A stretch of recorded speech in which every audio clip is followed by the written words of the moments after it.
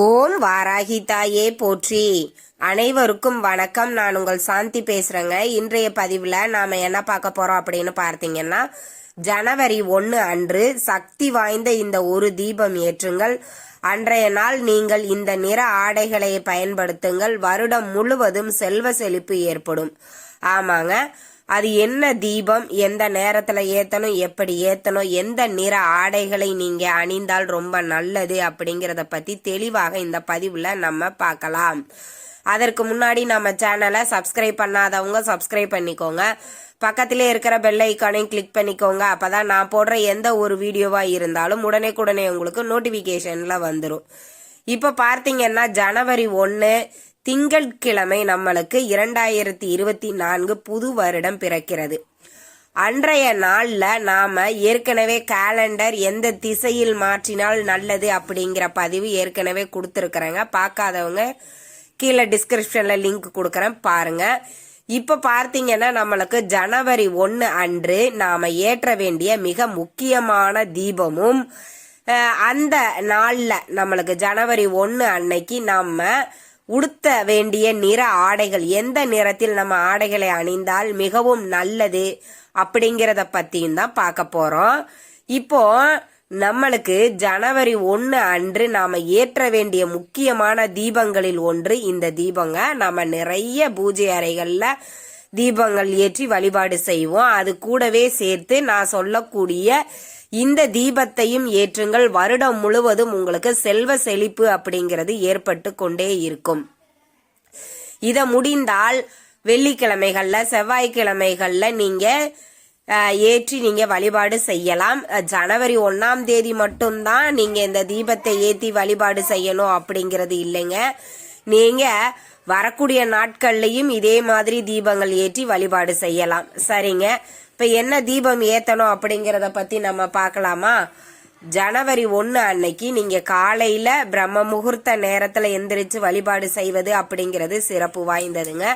ஏன்னா மார்கழி மாதமாக இருப்பதனால் சூரிய உதயத்திற்கு முன்பாக நாம எந்திரிச்சு வழிபாடுகள் செய்வது அப்படிங்கிறது ரொம்ப நல்லது.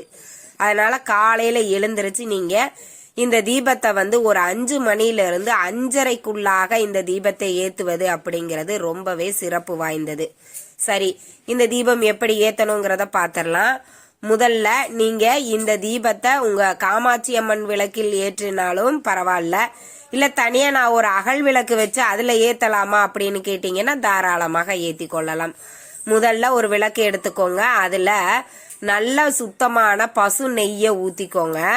ஊத்திட்டு பச்சை கற்பூரம் ஒரு துண்டு எடுத்து அதுல நுணுக்கி போட்டுக்கோங்க. அப்புறம் ஏலக்காயோட சீட்ஸ் இருக்குது இல்லைங்களா, ஏலக்காயோட விதை, இதையும் அது கூட ஒரு 2-3 எடுத்து அந்த விதையும் அந்த அகல் விளக்குல போட்டு நீங்க தீபம் ஏத்துங்கள். இந்த ஒரு தீபம் உங்களுக்கு ஏராளமான பண வசியத்தை ஏற்படுத்தக்கூடியது. இதுல இருக்கக்கூடிய பொருட்கள் அனைத்துமே பார்த்தீங்கன்னா நம்மளுக்கு மகாலட்சுமி தாயாரின் விருப்பமான பொருட்கள், பணத்தை வசியப்படுத்தக்கூடிய பொருட்கள், பணத்தை ஈர்க்கும் தன்மை கொண்ட பொருட்கள். இத வச்சு நாம புது வருடத்தன்னைக்கு நம்ம இந்த தீபத்தை ஏற்றும் போது நம்மளுக்கு பண வரவில் மிகப்பெரிய ஒரு மாற்றம் ஏற்படும். நிறைய பேருக்கு தொழில்ல வளர்ச்சி இல்லை, எங்க வீட்டுல எப்ப பாரு பண கஷ்டம் வந்துகிட்டே இருக்குது, இது மாதிரி பிரச்சனைகள்ல இருக்கிறவங்க அனைவருமே இந்த தீபத்தை ஏத்தி நீங்க வழிபாடு செய்யுங்க. கண்டிப்பாக உங்க பொருளாதார நிலையில மிகப்பெரிய ஒரு மாற்றத்தை ஏற்படுத்துங்க.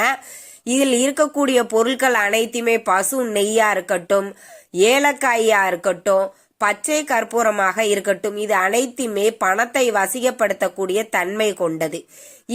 இதிலிருந்து வரக்கூடிய அந்த வாசனை வீடு முழுவதும் நம்மளுக்கு பரவி இருக்கும் போது நம்மளுக்கு நம்ம வீட்டுல இருக்கக்கூடிய எதிர்மறை ஆற்றல்கள் அனைத்தும் விலகி நேர்மறை ஆற்றல்கள் பெருகும். அதனால இத புது வருடம் அன்னைக்கு மட்டும்தான் ஏத்தி வழிபாடு செய்யணும் அப்படிங்கிறது எந்த ஒரு அவசியமும் இல்லைங்க. ஆனா கண்டிப்பா புது வருடத்தன்னைக்கு ஏத்தணும். ஆனா வரக்கூடிய நாட்கள்ல நீங்க இந்த தீபத்தை ஏத்தி வழிபாடு செய்யும் போது இன்னுமுமே உங்களுக்கு கூடுதல் பலன்கள் கிடைக்கக்கூடியது. அதனாலதான் வருடம் ஆரம்பிக்கும் போதாவது இந்த தீபத்தை ஏத்தி நீங்க ஆரம்பிச்சீங்க அப்படின்னாலே உங்களுக்கு வருடம் முழுவதுமே ஏற்படக்கூடிய நன்மைகள் அனைத்துமே மிக விரைவில் நடக்கும். சரிங்க, இப்போ நம்மளுக்கு ஜனவரி 1 அன்னைக்கு நாம எந்த நிற ஆடை அணிந்தால் நம்மளுக்கு இன்னமுமே கூடுதல் சிறப்புகள் கிடைக்கும் அப்படின்னு பார்த்தீங்கன்னா, திங்கட்கிழமை நம்மளுக்கு புது வருடம் பிறக்குது. அப்ப பார்த்தீங்கன்னா சந்திரனுடைய ஆதிக்கம் அதிகமாக இருக்கக்கூடிய காரணத்தினால வெள்ளை நிற ஆடைகள், சந்தன நிற ஆடைகள், இது 2 நிறத்தில் இருக்கக்கூடிய ஆடைகளை நீங்க முடிந்த வரைக்கும் அணிந்தால் இன்னுமுமே உங்களுக்கு கூடுதல் பலன்கள் அப்படிங்கிறது கிடைக்கும். அதனால நீங்க வாய்ப்பு இருக்கிறவங்க இந்த நிற ஆடையை அணிந்து நீங்க வழிபாடுகள் செய்யுங்க. இல்லைங்க எங்க கிட்ட அப்படியெல்லாம் ஒன்றும் பெருசா வசதியெல்லாம் இல்லைன்னா உங்ககிட்ட என்ன இருக்குதோ அதை நீங்க பயன்படுத்தி கொள்ளலாம். எந்த தப்பும் இல்லை. காலையில நீங்க பிரம்ம முகூர்த்த நேரத்துல எழுந்திருச்சு நீங்க உங்க வீட்டில் இருக்கக்கூடிய சுவாமி படங்களுக்கு பூக்கள்லாம் போட்டு மஞ்சள் குங்குமம் வச்சு அலங்காரம் பண்ணிட்டு நீங்க ஏத்தக்கூடிய தீபங்கள்ல இந்த ஒரு தீபத்தையும் சேர்த்து ஏத்தி நீங்க பூஜைகளும் வழிபாடுகளும் செய்யும் போது கண்டிப்பாக வருடம் முழுவதும் உங்களுக்கு செல்வ செழிப்பு ஏற்படும் அப்படிங்கறதுல எந்த ஒரு சந்தேகமும் இல்லை. ஏன் அப்படி சொல்றேன்னா, ஜோதி வடிவுல தான் நம்மளுக்கு கடவுள் காட்சி அளிப்பார். அதனால முடிந்த வரைக்கும் ஜனவரி 1 அன்னைக்கு நிறைய தீபங்கள் உங்க வீட்டுல ஏத்தி வைங்க, தப்பே கிடையாது. இருட்டை அடியோடு விரட்டக்கூடிய ஒரு சக்தி எதுக்கு இருக்கு? ஒளிக்கு மட்டும்தான் இருக்குது. அதனால முடிந்த வரைக்கும் உங்க வீட்டுல நிறைய தீபங்கள் ஏத்தி வழிபாடு செய்யுங்கள். கண்டிப்பாக உங்க வீட்டுல இருக்கக்கூடிய பிரச்சனைகள் அனைத்துமே விலகும்.